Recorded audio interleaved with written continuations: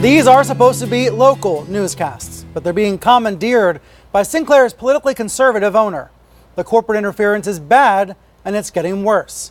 That's what I'm hearing from anchors and reporters at Sinclair Broadcast Group stations from coast to coast. They are coming out of the woodwork, mostly speaking anonymously, but definitely speaking their mind about the right-leaning agenda that they say is forced on them by the company's corporate headquarters.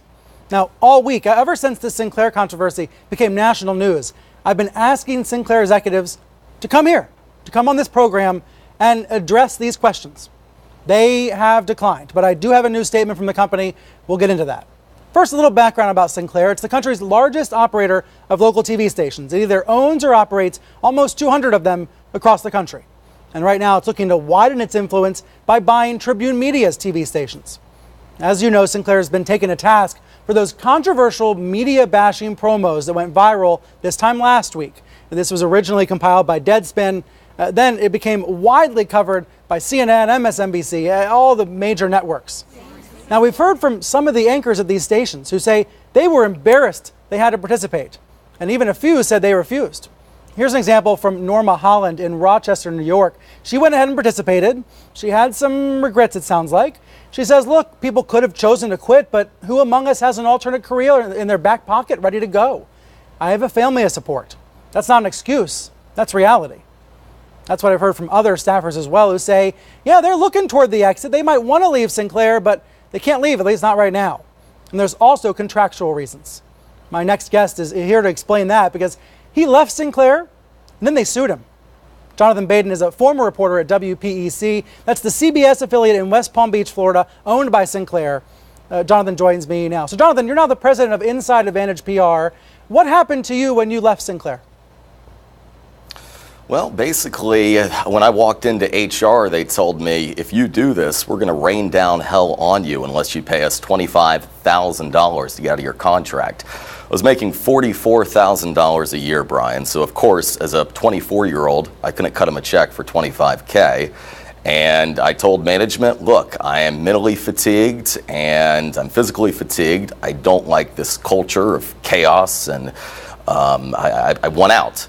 And they told me, basically, no, you're going to stay unless you pay us the $25K. I talked to my attorney, I left, and before the statute of limitations was up, 3 years later, last October, they filed a lawsuit in Orange County, Florida court for $5,700, which is basically a rounding error for a company like Sinclair. It's nothing. But for somebody like me, $5,700 is something. I imagine. So you're suing them. What's the current status? Well, about 3 months ago in mediation, just a few hours before the hearing in Orange County Court, their sleazeball attorney down in Miami phoned me to say, hey, $1,700, cut us a check, you get out of it. And at that point, I was thinking maybe I should just go ahead and acquiesce and sign on the dotted line until he told me, well, we have to produce a gag order where you sign a statement saying you can't talk to the press, you can't talk in public about Sinclair, about your former company if we want this to go away. And that's when I told him to go jump in a lake. And ever since then, they've been unresponsive.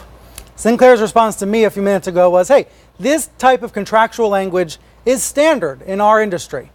Frankly, though, I think a lot of people have been surprised to hear about how onerous it is. And now I see there's actually an editorial in the Providence Journal from a former Sinclair anchor saying these deals need to be fixed, free the reporters and anchors from these contracts. I also want to know from you, Jonathan, what you experience in terms of bias at the station. Just how prevalent is this conservative bias that creeps into coverage? Well, it comes from the top down, Brian. It comes straight from corporate, where, MSNBC, everyone knows they lean left. Fox News, they lean right, like it or not. But with Sinclair, what makes this so insidious is they focus on small to mid-sized markets throughout the U.S., from Macon, Georgia to Bozeman, Montana. And they focus on the person who works 12, 14 hours a day, comes home, maybe catches the last 15 minutes of the 6 o'clock news. And then they feed, whatever conservative bias they have. And this can be as simple as must-runs at the end of the show, or it could be copy that is fed from Sinclair headquarters just outside of Baltimore to like one lone producer inside the studio. And then it also infects journalists because they tell you what stories you can or can't do and what angles you must take. And this has been going on for years. Let's be clear. You know, you left Sinclair a number of years ago. Sure. What I keep hearing from staffers who are currently at these stations is that it feels like it's getting more oppressive. That this is something that seems to be increasing now that President Trump is in office. Let me bring in one other voice, Jonathan. Olivia Nuzzi is still here with me from New York Magazine. And Olivia, you had an interesting experience with the chairman of Sinclair, David Smith, the longtime CEO. Let's put on screen part of what he said to you in an email message. This was kind of wild. You went ahead and published this for New York Magazine recently. He said to you that the print media is so left-wing as to be meaningless dribble, which accounts for why the industry is and will fade away. Just no credibility. What did this tell you about Sinclair's bent? Well, they need a copy editor, first of all. I think he meant I think he meant meaningless drivel.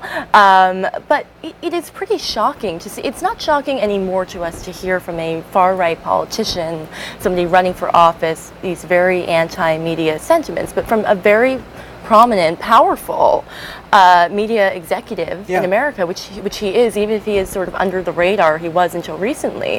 It's shocking to hear something so just a blanket statement condemning the media. And you know, I've been talking to people at Sinclair in the fall, and at the time, the big issue were those must-run segments that they would air overnight. People were embarrassed by them, and when he said that to me, I didn't quite know what to make of it. And you know, Deadspin, I think it's pretty extraordinary the way that Deadspin, with this viral video, was able to turn this into a mainstream story, this kind of obscure, difficult to understand thing about contracts and local markets. Exactly, local markets and how important local news is. You know, like my Aunt Diane watches a woman named Jamie Stelter every day. That's my wife it's very important to her. Well, look, I'm always reminded by my wife, by her work in New York here, that local journalism has such an effect, an emotional connection to people. Exactly. When they stop her on the street, it's because they spend every morning with her. Exactly. You develop a relationship with the people who are giving you the weather, the traffic report, telling you about local crimes. And so I think the way that this has morphed into this very mainstream story that we're talking about in the way that we are now